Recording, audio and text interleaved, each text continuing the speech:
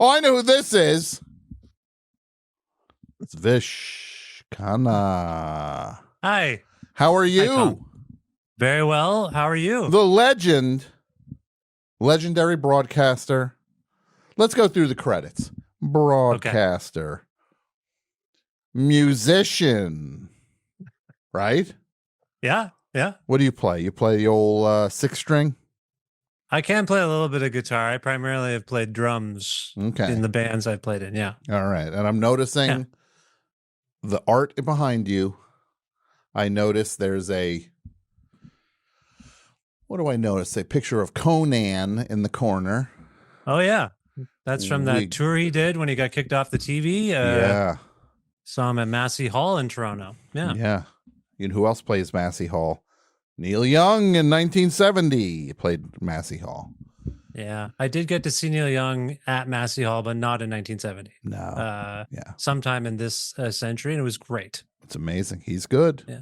So recommendation on the show. Neil Young. Check him out. He's good. He's from Canada. Now, you've also got in the back, I see Ascension, John Coltrane little thing in the bottom left there. Are you a big fan of? Are you a big fan of Ascension? That's him with the soprano saxophone. I am a big fan of Ascension. That is from a concert that took place in Toronto. Some people staged a concert where they performed Ascension. So it's a bunch of my friends from Toronto, some great players, and it was a great night. So I have it as a little memory. It's one of the few. Well, I've got Dallas Good from the Sadies there. The late great. The late great Dallas Good. So I have some Ontario stuff behind me there. So I am a fan. Now let's talk about, well, first of all, for people who don't know what John Coltrane's Ascension sounds like, it sounds something like this. It goes, and then 45 minutes later it stops.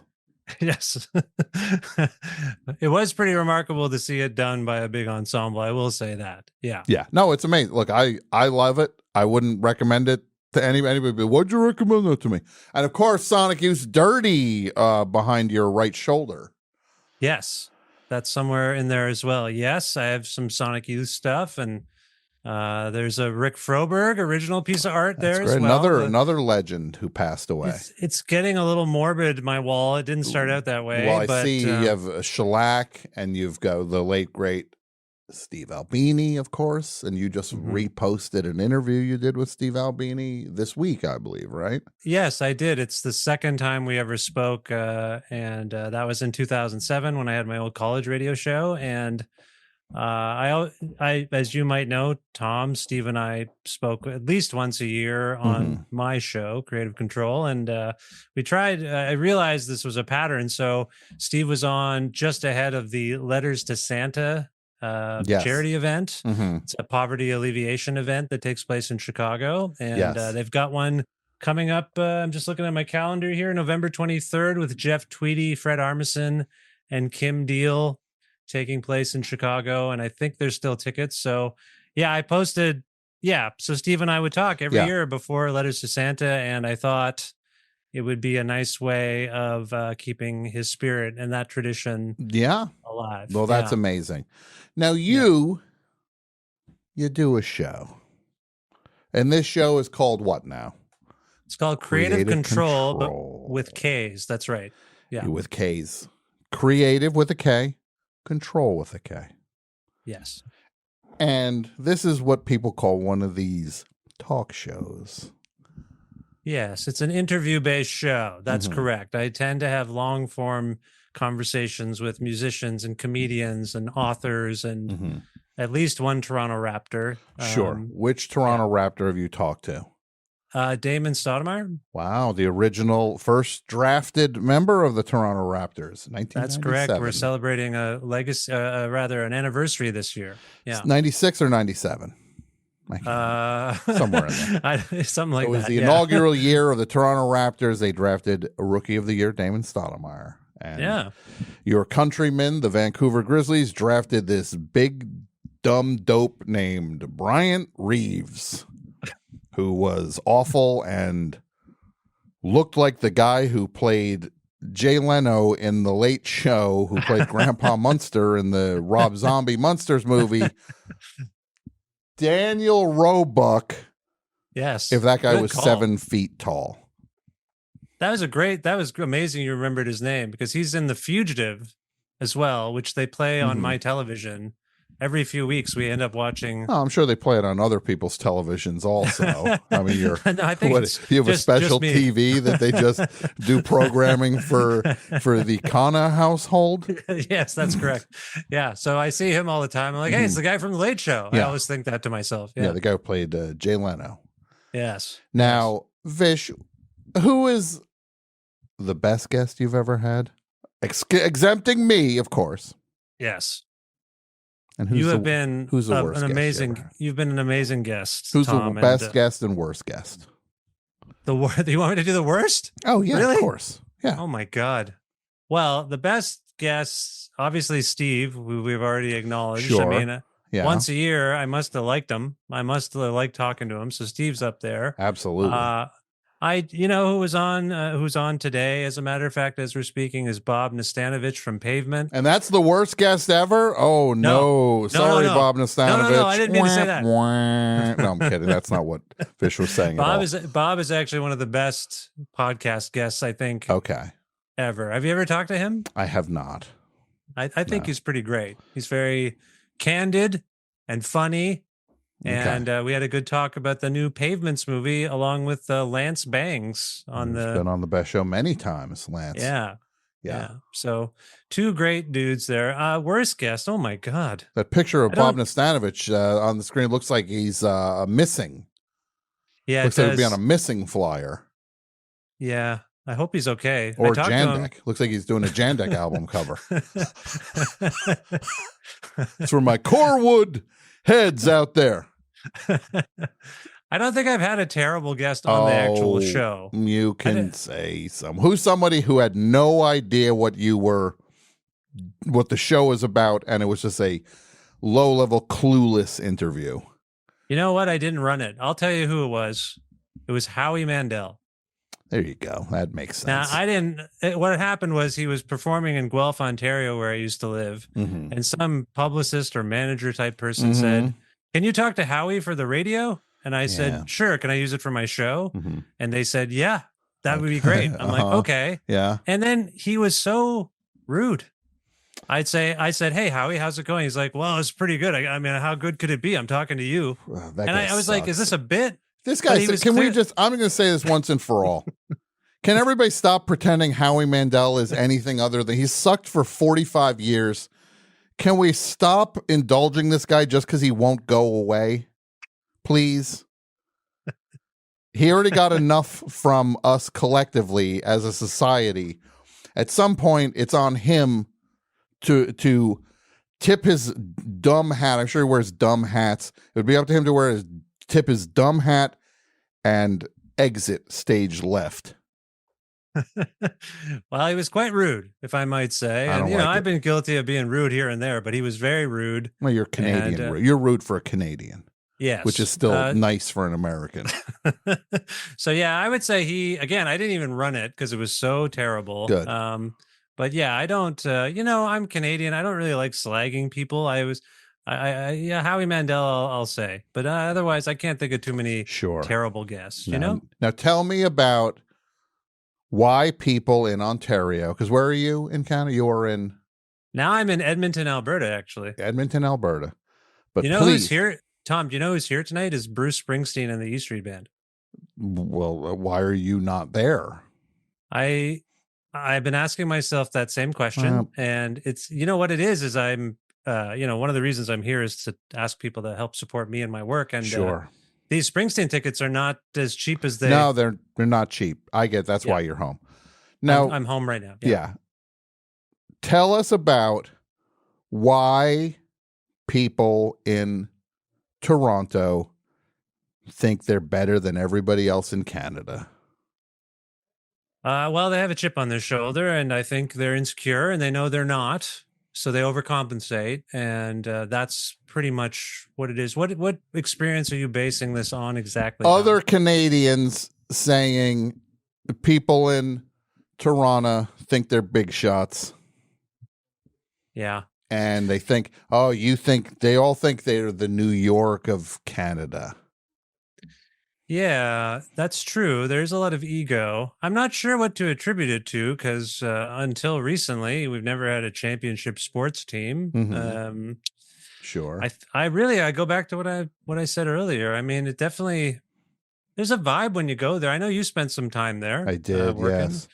Did you find that we were by the way, I've never lived in Toronto. I worked there for 4 or 5 years, but always loved going back to Guelph, which is outside of Toronto. Yes. And I have a lot of lovely friends in Toronto. I just want to be clear. But I always say I'm glad I never lived there. God, no problem. Everyone who goes there. I'm dealing with your internal, this is the beefs that the people in Canada have with each other, and I'm fascinated by it. Yeah. Yeah. Well, Ottawa people I find, feel the most put upon. Okay. The most neglected. And there's definitely a vibe from people in Ottawa. It's the capital city of Canada, but they get a little self-conscious. They got to cool it. They got to cool it. But Toronto, yeah, I don't know. I don't know what it is. I guess it's. Look, I'm wearing a shirt from a Canadian legend now. Johnny LaRue. Oh, Johnny LaRue. Yeah, there you go. From SCTV. Street Beef. That's right. That's Street Beef with Johnny LaRue. Legends. That's odd that you bring that up because in the 2007 talk that you were alluding to that I had with Steve Albini, we talked about SCTV, how much he loved SCTV and Strange Brew. That's very interesting. Like that, I just was thinking about SCTV today, and I might break out my DVD collection and start watching some episodes again. I'm thinking about SCTV every day, Vish. It really impacted Americans of your ilk in a way that I think we don't quite understand. You don't understand. Not because we don't. No. Well, it's not that we don't appreciate it. There are certain people I talk to in America who just won't. They just want to talk about SCTV all the time. Yeah. I'm like, wow, it's amazing that had that huge an impact. But it was, and I guess Kids in the Hall, and we have some good comedy up here. But some great comedy up there. Yes. Yeah. And I was thinking about SCTV for the last few days. I was thinking about when Dave Thomas would do Richard Harris is all I could think about. And then when they had the award show and then he got hit in the chest with a brick was all I could think about all this week. Why this week? Why is it that just on your popped mind? into my head because he was like, now an award. The next presenter is Richard Harris. And he goes, what is an award? He's talking so quietly. And it's like, a 5-pound amalgam of gold, glass, and steel. No, an award is much more than that. And like he goes high, and then like when he goes down, then it's like, what? What are you saying? And then he gets hit in the chest with a brick. There you go. Can't recommend it more highly. Now, what's going on with your? What do you got, a Patreon? Is that what we're doing? What are we talking about here? Yeah, I have a pretty modest Patreon compared to some folks, but I really started to kickstart it really this year because I had to. I lost a job and I was like, what am I going to do? So I've really started to push it with some friends of mine. They've been helping me. I'll shout them out right now. Mick and Colin in Toronto, no less. They have been helping me and trying to get me go on there. And it's I have to say it's working. Certainly a lot of growth this year, but I'll tell you, Tom, I struggle with it sometimes. I'm not sure I know what I'm doing exactly, but the big change is I switched to a hybrid subscription model. So every other episode now is slightly paywalled. You only hear an excerpt. And then if you want the whole thing, you got to subscribe, and people do. And they are so nice and lovely. They subscribe, and I always thank every single person right away. That's a huge mistake. Is it? I mean, that's exactly what you should be doing. Okay, I thought maybe I showed weakness every time if I thank people, but no. And then they write some of them will say like, "Oh, I'm so sorry, I haven't done this sooner," and I feel so like, oh, like I don't mean to make anyone feel bad. It's great. It's been a very supportive community I've developed, but yeah. So I'm doing a membership drive to get to. And please don't laugh at me, but I'm trying to get to 600 paid subscribers. Why would I laugh at that?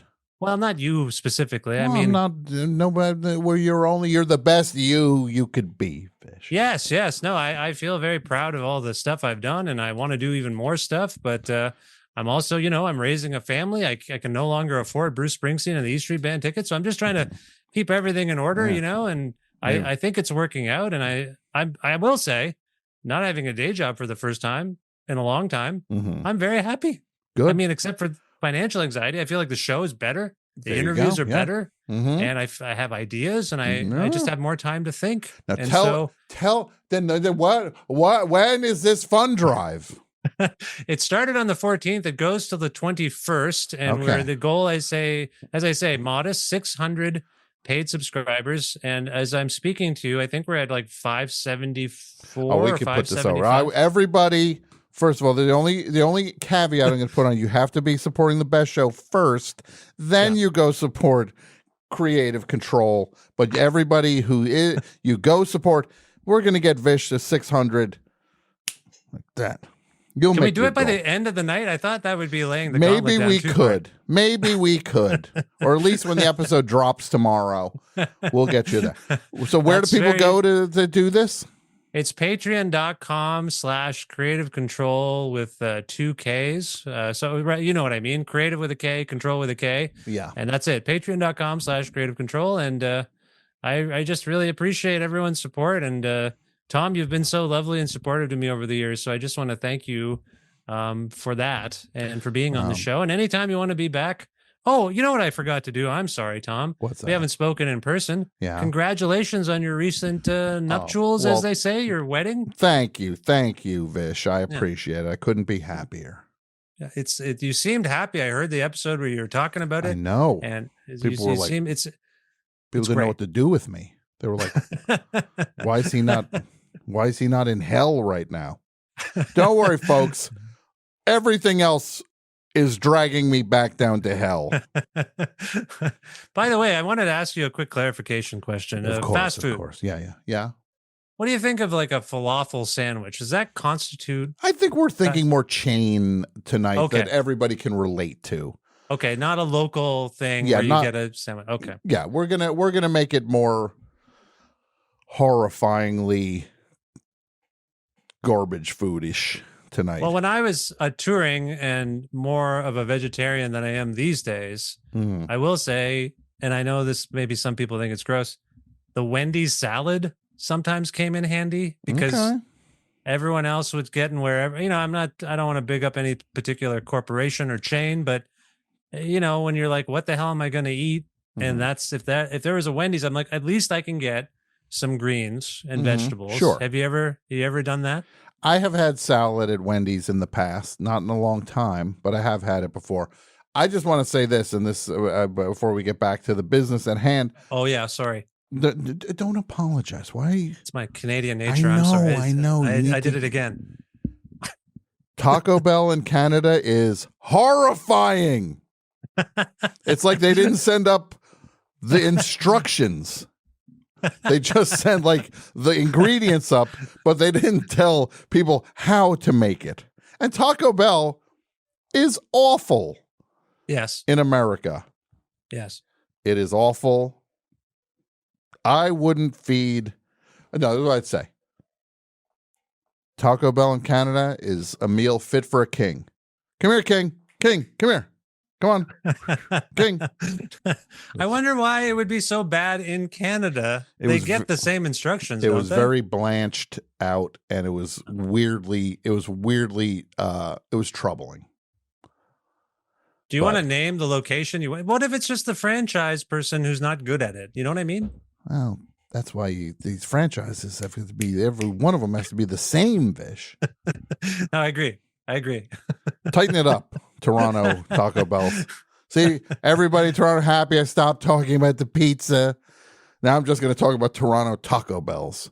Yeah, I still think I wish I had been around back when you were having trouble with the pizza. I still think my favorite pizza, and one of our mutual friends, Stephen Soley, he came up from Chicago. Yes. And he tried the pizza. We went and did an episode at the pizza place I like. I don't know if I'm allowed to plug them. Do you want me to tell you what I think they are, or the name? Do you want me to say the name? Why not? Just say it. It's called Fresca Pizza. By the way, at this point, I've loved it for years, and now there's like an article in Canadian newspapers every 3 months about how great it is. But Fresca, which is basically a college in Spadina, it's Tom. I wish we could go there together. Yeah, we can't. I think you would like it, and I recommend it if you're ever there again. Yeah. Vish, I'm going to take you up on that. If I'm ever there, we're going to Fresca Pizza. Nice. Yum, yum. Yum, yum, yum. No, the margarita. Can't beat it. Okay. Everybody go to Vish's Patreon, Creative Control with 2 Ks.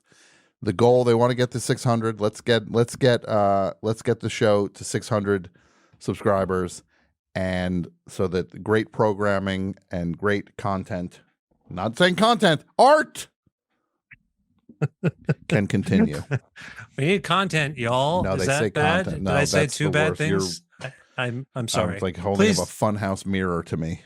I'm going to lose my subscribers from saying those 2 words. I'm sorry. Fine. Please, thank you. Please, and Tom, thank you. Thank you all for having me. Of course, it really Vish, means thank you so much for being a part of the show tonight. Your show's awesome, and I'm glad you got your hands on the wheel. And we will talk to you soon. Thank you, Tom. All right, take care, buddy.